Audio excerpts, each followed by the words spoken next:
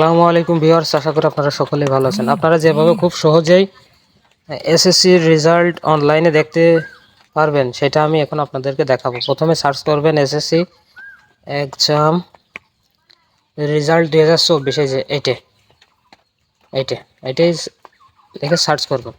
করার পরে সবার উপরে যে ওয়েবসাইটটা আসবে এটাই ক্লিক করবেন। ক্লিক করার পরে এমন একটা ইন্টারফেস আসবে।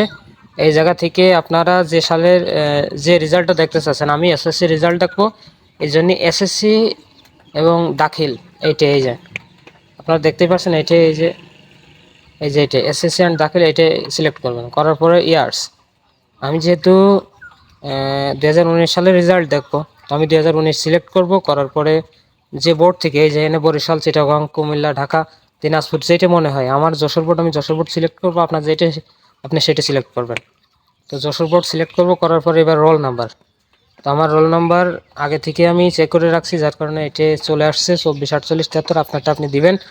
এবার দিবেন রেজিস্ট্রেশন নাম্বার, তো আমারটাও এই জায়গায় আমি আগে একবার চেক করছি, যার জন্য নিচে চলে আসছে। আপনারা আপনাদেরটা দিবেন।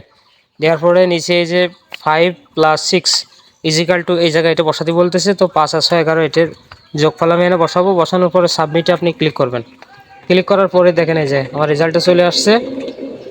ঠিক আছে, আপনারা দেখতেই পারলেন কীভাবে খুব সহজে অনলাইনে আমি রেজাল্ট চেক করলাম। আপনারাও চাইলে এভাবে খুব সহজেই চেক করতে পারবেন।